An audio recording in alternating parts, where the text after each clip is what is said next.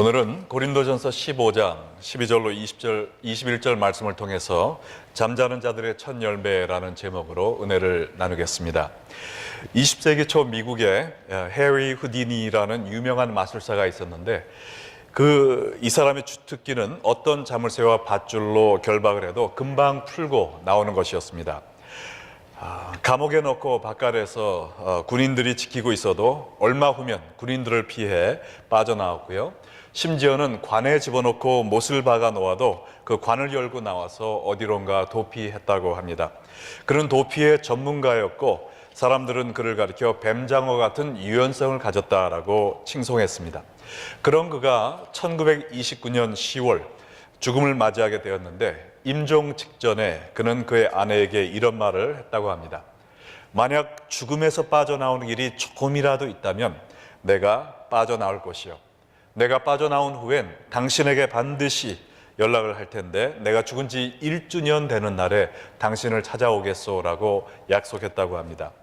그러나 1주년이 되는 날 아무 연락이 없었고요. 그가 죽은 지 90년이 지났지만 아직까지도 소식이 없습니다. 후디니뿐만 아니라 그 어느 누구도 인간의 힘으로 죽음에서 되돌아올 수 있는 사람은 없는 것입니다. 아무리 유능한 의사라 할지라도 죽어가고 있는 사람을 살릴 수 있을지는 몰라도 이미 죽은 사람을 다시 살리는 것은 과학적으로 불가능한 일입니다. 첨단 의술이 발달된 오늘도 그러한데 바울 시대에 이미 죽은 사람이 다시 살 것이라는 것은 상상하지도 못할 일이었습니다. 더군다나 헬라 철학은 영혼은 귀한 것이나 육체는 악하다라고 생각을 하고 있었기 때문에 육체가 다시 살아난다는 것은 이방인에게 있어서 축복보다는 오히려 저주로 여겼던 것입니다.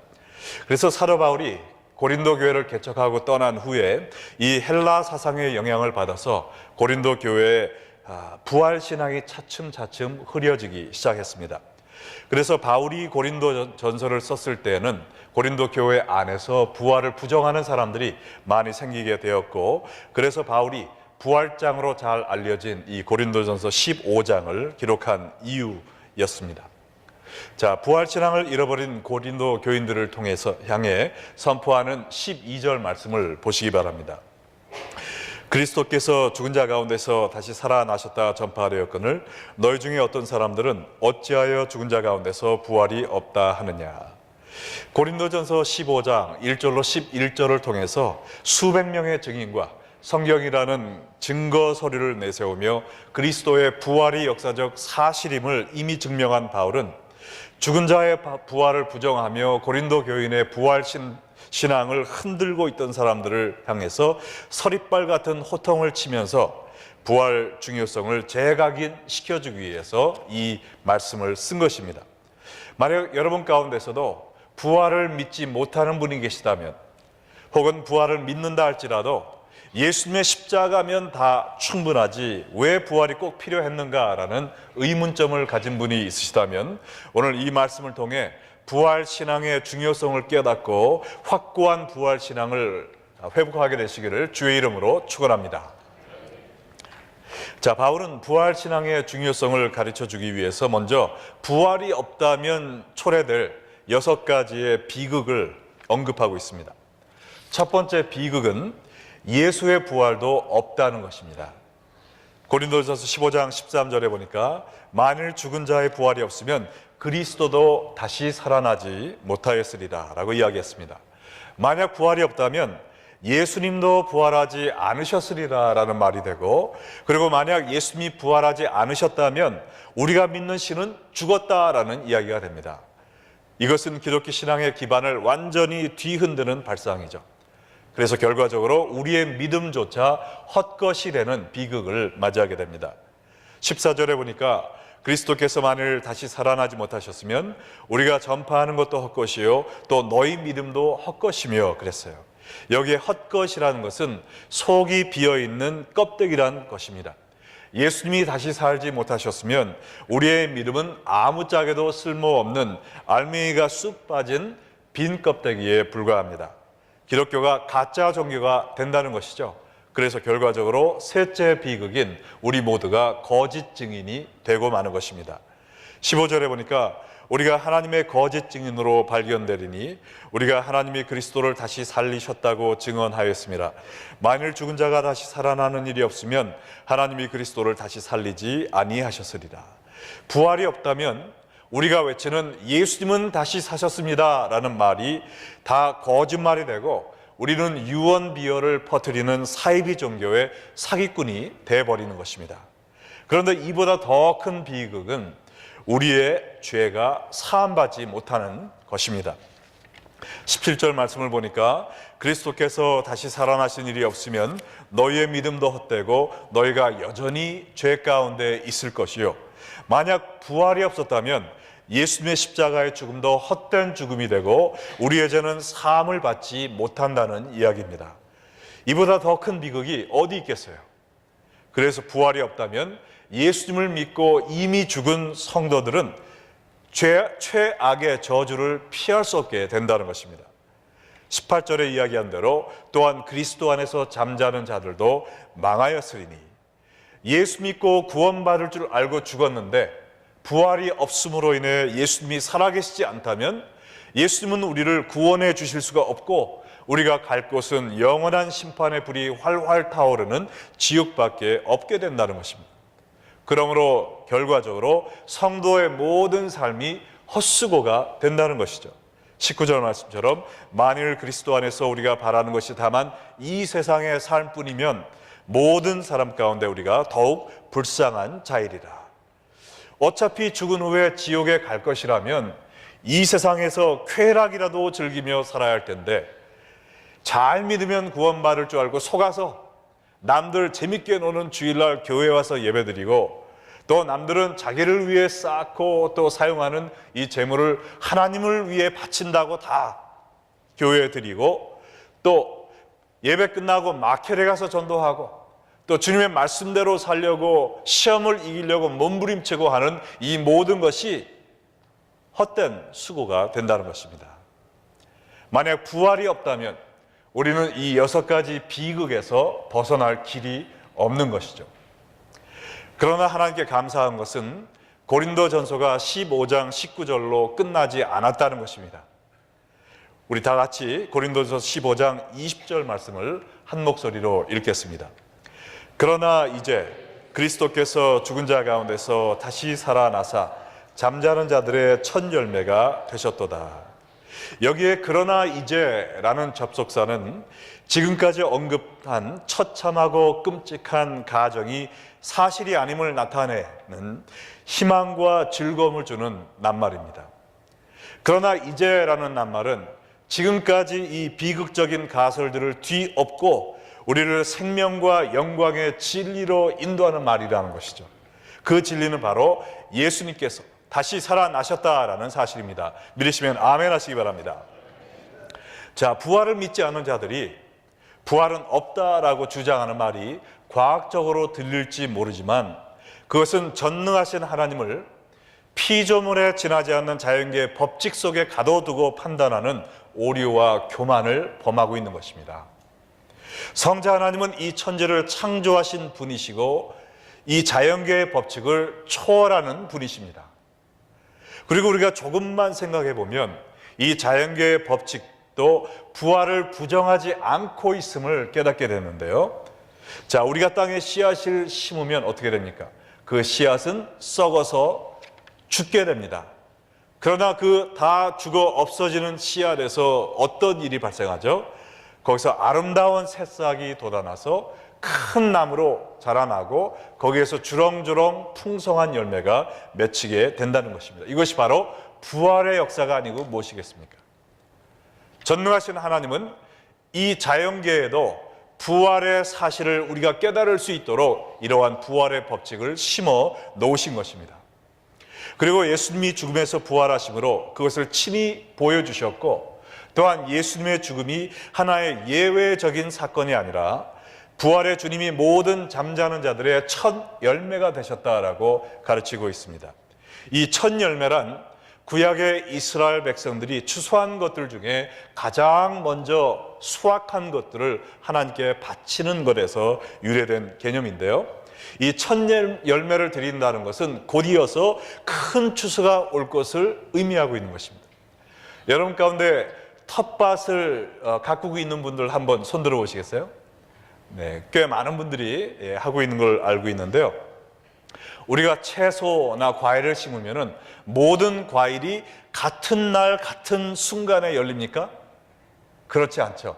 어떤 것이 먼저 열리고 어떤 거는 이틀 후에 열리고 그렇게 되지 않습니까? 예, 저도 좀 아는데요. 왜냐하면 저도 텃밭을 가꿔봤는데 여태까지는 깻잎밖에 못 심었지만 다음에는 좀 넓혀보려고 합니다. 예.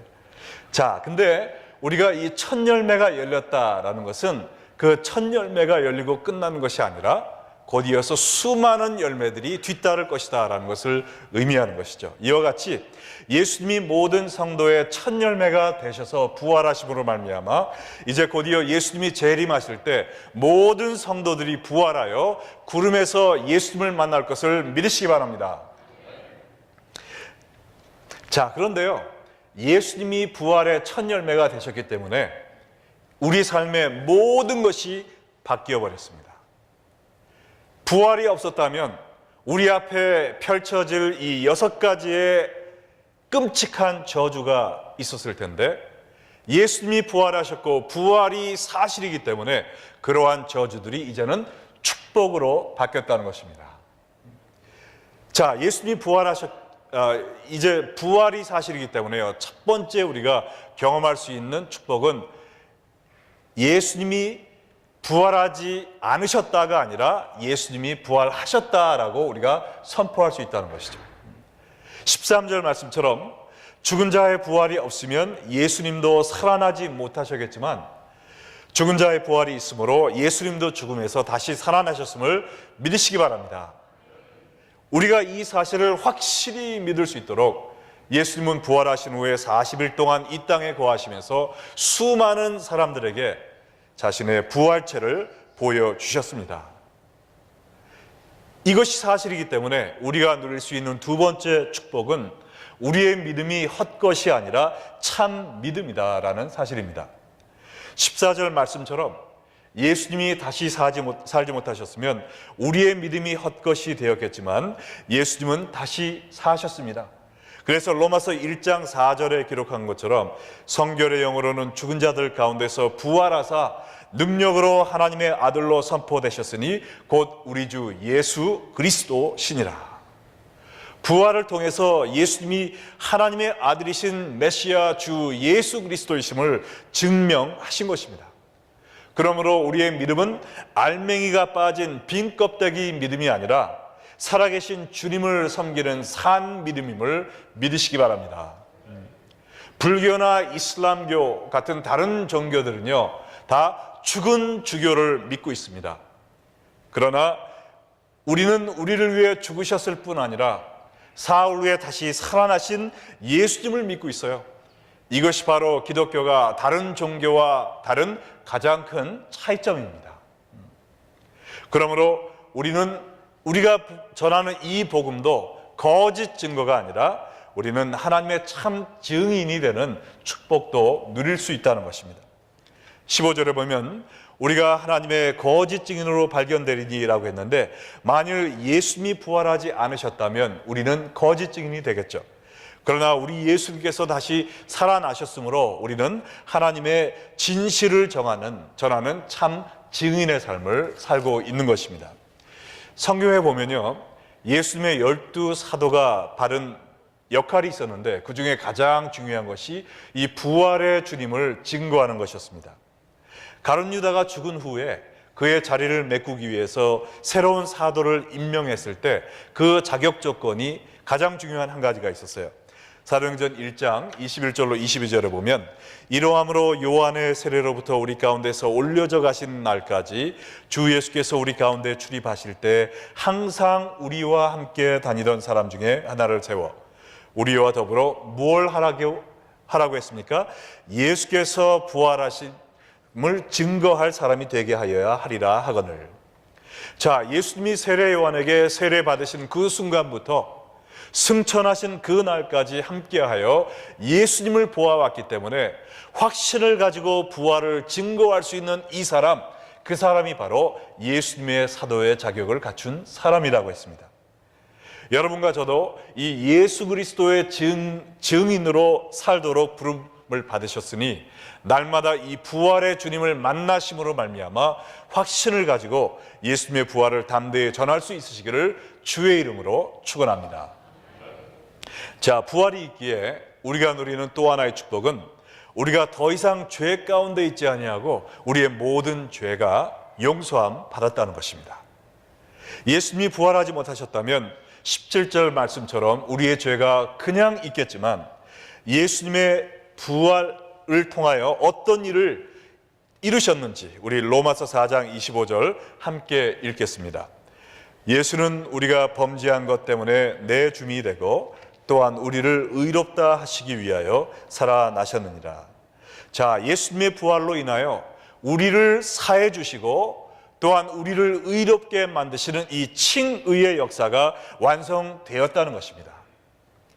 예수님이 십자가에서 죽으심으로 우리의 죄값을 치러주셨고 또한 죽음에서 살아나심으로 말미암아 사망의 권세를 멸망시키셨기 때문에 이제 우리는 죄의 사실에서 완전한 해방을 얻게 되었습니다.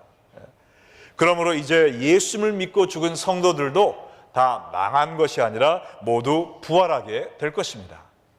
예수님이 부활하지 못하셨었다면 18절 말씀처럼 예수님을 믿고 죽은 모든 자들이 다 망한 것이 되겠지만 예수님이 부활하셨기 때문에 그들에게 어떤 일이 일어날까요? 우리 데살로니가전서 4장 14절 함께 읽겠습니다.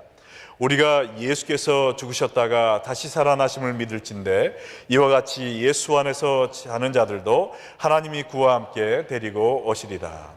자, 예수님이 부활하셨기 때문에 이제 예수님을 믿고 주 안에서 죽은 성도들은 주님이 재림하실 때 그와 함께 올 것이라고 성경은 이야기하고 있습니다.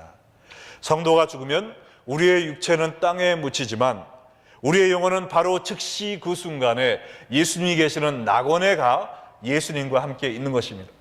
그래서 예수님이 재림하시는 그날 예수님과 함께 우리의 영혼이 이 땅으로 돌아올 것이며 우리의 죽었던 몸은 이 땅에서 영광스러운 몸을 되찾고 부활하여서 우리의 영혼과 결합하여 이 새 땅과 새 하늘에 임할 하나님의 천국에 입성하게 될 것을 믿으시기 바랍니다. 자, 이 소망과 믿음이 있기 때문에 우리가 이 땅에서 주님께 헌신된 삶을 사는 성도의 삶이 헛수고가 아니라 가장 축복된 삶이 되는 것입니다. 부활의 소망이 없이 오직 이 땅에 살다 간다면 19절 말씀처럼 주를 위해 희생하는 사람처럼 더 어리석고 불쌍한 바보들이 없을 거예요. 남들은 날씨가 좋으면 놀러 가고 날씨가 안 좋으면 집에 있으면서 교회를 그냥 심심할 때만 나오는데 모쪼록 오늘 이 눈발이 흘리는 휘날리는 날 여러분 교회 나오셨습니까? 부활이 없었다면 이게 웬 고생입니까? 남들은 맛있는 거 다 먹고 놀고 싶은 거 다 놀면서 재물을 자기를 위해 쓰는데 우리는 11조를 하나님께 바치면서 옆에 있는 사람들 도우면서 주의 사업을 위해 나의 재산을 나누는 이 일 왜 하고 있는 것입니까? 만약 부활이 없다면 우리같이 어리석은 삶을 사는 사람들이 없을 거예요. 그러나 부활이 있기 때문에 우리의 죽음 후에 심판이 기다리고 있기 때문에 주를 위해 헌신하며 사는 사람처럼 현명한 사람이 없는 것임을 믿으시기 바랍니다. 요한계시록 20장 6절은 부활에 참여하게 될 성도들의 복에 대해 이렇게 이야기하고 있습니다. 이 첫째 부활에 참여하는 자들은 복이 있고 거룩하도다. 둘째 사망이 그들을 다스리는 권세가 없고 도리어 그들이 하나님과 그리스도의 제사장이 되어 1000년 동안 그리스도와 더불어 왕노릇하리라. 예수님을 믿지 않는 사람들이 둘째 사망인 영원한 지옥에 던져질 때 부활에 참여한 성도들은 하나님과 그리스도로 말미암아 제사장으로 임명받고 그 일을 한다고 그랬어요. 또한 예수님과 함께 이 천국에서 왕노릇하는 영광을 누린다고 그랬습니다. 그러므로 부활신앙을 갖고 사는 성도들이야말로 가장 복되며 가장 거룩한 삶을 사는 사람임을 믿으시기 바랍니다. 자, 오늘 마지막으로요, 이 그리스도의 부활과 성도의 부활과는 어떤 관계가 있는지 한번 살펴보겠습니다. 2000년 전에 죽으신 예수님의 십자가 죽음이 어떻게 오늘날 나의 죄를 사해 줄 수 있습니까? 또 2000년 전에 부활하신 예수님의 부활이 어떻게 장래 나의 부활을 개런티 해줄 수 있습니까? 오늘 21절 말씀 다 같이 읽겠습니다.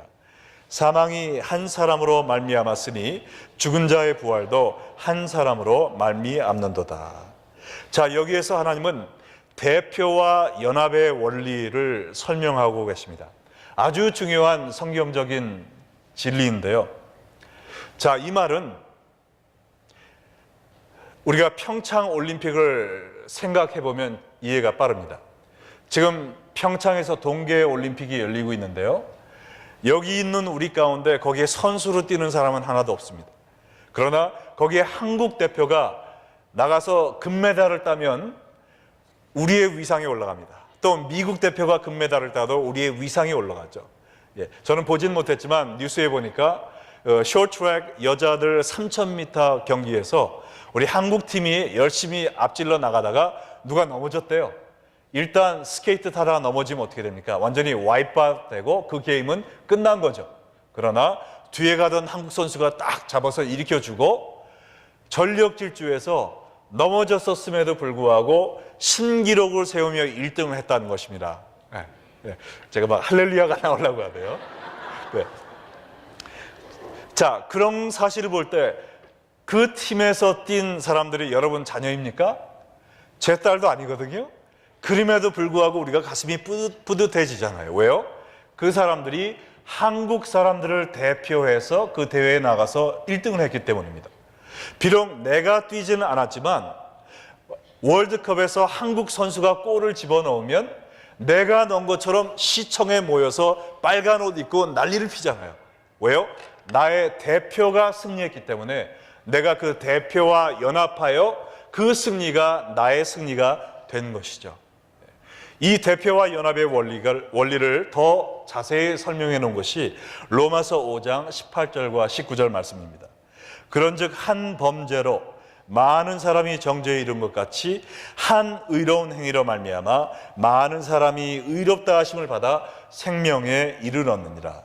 한 사람이 순종하지 아니함으로 많은 사람이 죄인 된 것 같이 한 사람이 순종함으로 많은 사람이 의인이 되리라. 자, 아담 한 명이 죄를 지음으로 말미암아 온 인류가 죄인이 되었어요. 왜냐하면 우리에게 원죄가 생긴 겁니다. 이 사실을 너무나 억울해하는 사람들이 많이 있습니다. 아니, 내가 죄를 짓지도 않았는데 왜 내가 죄인으로 태어나야 되나? 왜 나에게 원죄가 이미 도장 찍혀서 내가 태어나야 되나? 그렇지만 억울하게 생각할 필요가 없어요. 만약에 아담이 죄를 짓지 아니했다면 여러분과 제가 의인으로 지금 이 자리에 있을까요? 아담이 죄를 짓지 아니하였다라도 우리 모두는 어떤 죄를 졌습니까? 자범죄를 지었잖아요. 원죄가 없다 하더라도 우리의 자범죄로 인하여 우리 가운데 우리의 스스로의 힘으로 천국에 갈 수 있는 사람은 단 한 명도 없습니다. 믿으십니까? 그러므로 아담의 죄로 말미암아 우리에게 원죄가 생겼다는 것은 억울할 이유가 없어요. 오히려 그것은 하나님의 은혜입니다. 왜냐하면 그 일로 말미암아 대표와 연합의 원리가 성립되었기 때문에 그래요. 아담 한 명이 인류의 대표로 와서 타락하였을 때 우리 온 인류가 타락했습니다. 그러나 그 똑같은 원리로 말미암아 예수님이 인간의 대표로 오셔서 죄악을 이기고 승리하셨을 때 우리 모두가 죄악을 이기고 승리한 것이 되었음을 믿으시기 바랍니다. 예수님 한 분이 십자가 위에서 돌아가셨을 때 그를 통하여 우리의 모든 죄가 말살된 것을 믿으시기 바랍니다. 예수님이 우리의 대표로 첫 열매가 되어 부활하셨을 때 우리 모든 믿는 성도들이 주와 함께 장래에 부활할 수 있게 만드셨음을 믿으시기 바랍니다. 이것이 바로 대표와 연합의 원리이고 하나님의 놀라운 지혜이며 하나님의 축복이요 은혜인 것입니다. 네. 여러분, 이 부활에 대해서 이제 들으셨어요. 우리는 어떻게 살아야 될까요? 장래에 예수님을 믿는 모든 성도들은 부활할 것입니다. 그렇다면 예수님을 믿지 않고 죽은 사람들도 부활할까요? 아니면 그들은 부활하지 않을까요? 자, 예수 믿고 죽은 사람만 부활한다라고 생각하는 분 한번 손 들어보세요. 자, 몇 명? 자, 예수 믿지 않고 죽은 사람도 부활한다라는 분들 손 들어보세요. 아, 좀 더 많네요. 오늘 손 안 갖고 온 분들 한번 손 들어보세요. 네. 자, 성경이 어떻게 가르치고 있는지 요한복음 5장 27절로 29절 함께 읽겠습니다. 또 인자됨으로 말미암아 심판하는 권한을 주셨느니라. 이를 놀랍게 여기지 말라. 무덤 속에 있는 자가 다 그의 음성을 들을 때가 오나니 선한 일을 행한 자는 생명의 부활로, 악한 일을 행한 자는 심판의 부활로 나오리라. 예수님을 믿었던지 안 믿었던지 간에, 우리가 참 믿음을 갖고 주를 따르는 삶을 살았던지 아니면 교회만 왔다 갔다 하는 나이롱 신자였던지 간에 모든 사람은 부활을 합니다. 근데 부활은 같은 종류의 부활이 아니라 두 종류의 부활이 있다고 그랬어요. 생명의 부활이 있고 또한 심판의 부활이 있습니다. 예수님을 믿고 주를 따르는 사람은 생명의 부활로 일어나 천국으로 가지만, 예수님을 믿지 않고 내가 나의 주인이 되어 살던 사람은 심판의 부활로 일어나 어디로 갈까요? 영원한 멸망, 지옥으로 갈 수밖에 없는 것입니다. 우리 모두는 예수님이 다시 오시는 그날 부활하여 예수님을 주로 시인할 수밖에 없습니다. 주를 믿었던 사람뿐만 아니라 주를 믿지 않았던 사람들도 그날에서야 땅을 치며 가슴을 치며 예수님이 주인이셨구나 라고 후회하게 된다는 말이에요.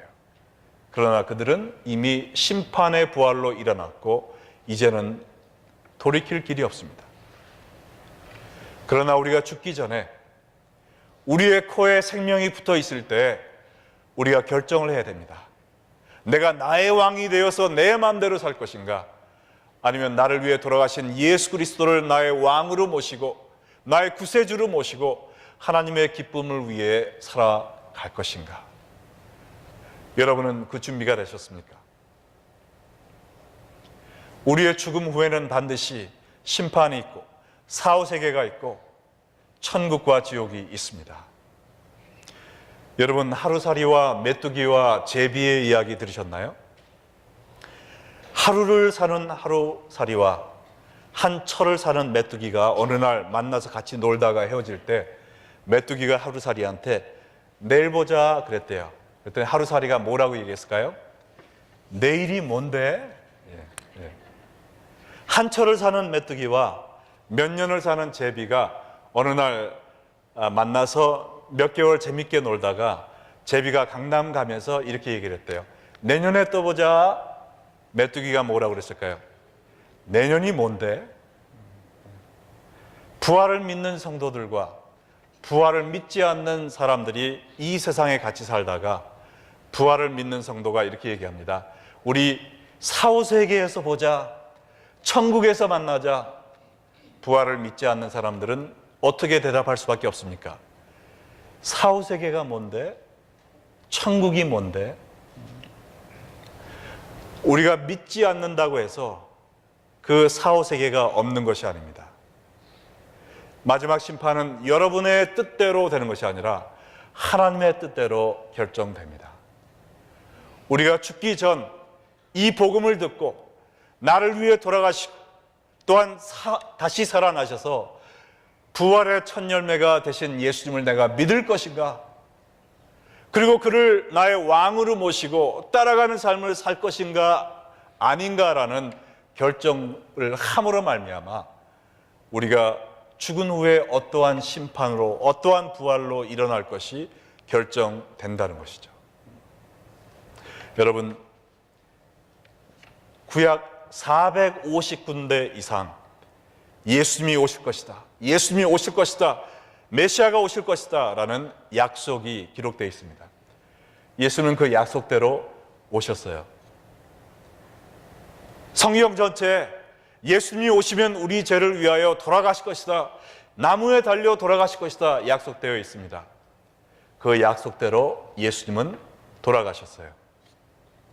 또한 구약 신약을 다 일컬어서 예수님은 사흘 만에 다시 살 것이다, 다시 살 것이다 약속되어 있고, 예수님은 그 약속대로 부활하셨습니다.